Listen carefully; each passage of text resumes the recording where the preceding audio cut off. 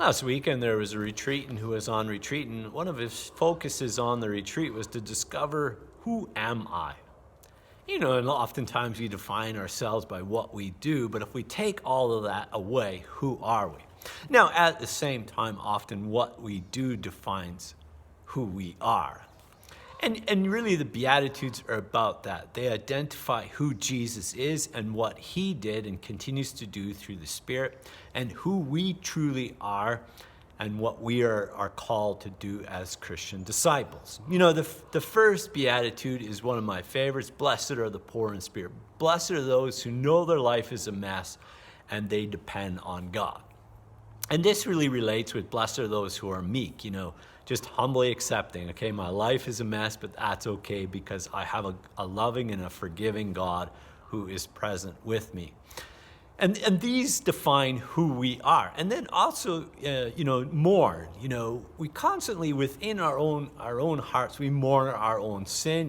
God loves us so much, and yet we don't hit the target and responding all that well to that. And yet God will comfort us with loving forgiveness, and what a blessing that is. And then we hunger and thirst. There's a desire within each one of us to give love and to receive love. Simply because that's what happens within our God. There's a constant giving and receiving love. And so we hunger and thirst for that. And even when we don't, hit the mark and live this out, we still have that desire within us. And really, Jesus, had this desire within his heart to do the will of God. And also Jesus, had the humility, he had the poorness in spirit. I like the way that Jesus was very busy, and yet he still took time to pray. He relied on God and the Spirit in his earthly life. And then the next few Beatitudes are more of a get up and do something. And so we have blessed are the merciful. We recognize that as God is merciful with us, we have to be merciful with others, especially those who are in need. But also just simply listening to somebody, and without, butting in or saying anything, just let them share what they need to share.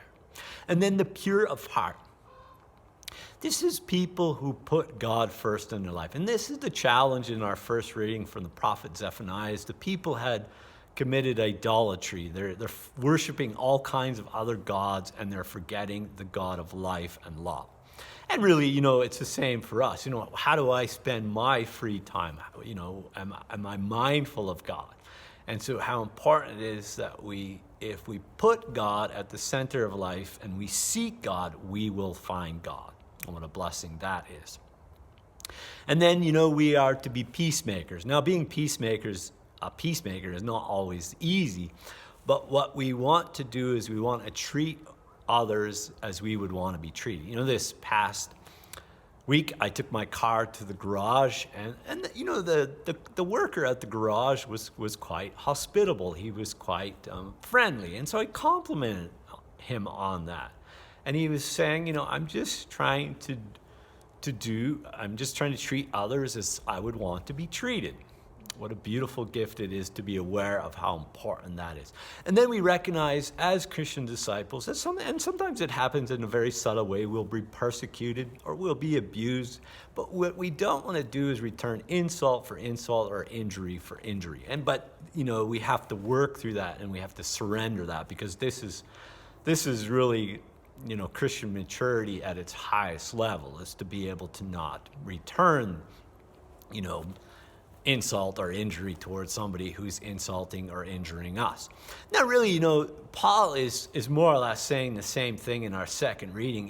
He's inviting the rich and the powerful to recognize that their gifts come from God. In other words, don't boast in your gifts. Don't boast that you are wealthy and powerful, because that has come from God to be able to serve the common good of humanity.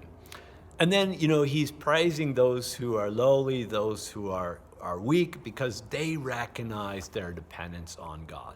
And so as we gather around the table, Lord, we recognize we hunger and thirst for love, and we've come to be satisfied so that we can truly go out and we can live out who we truly are and do what Christ invites us to do through the Beatitudes, and what a precious gift that is.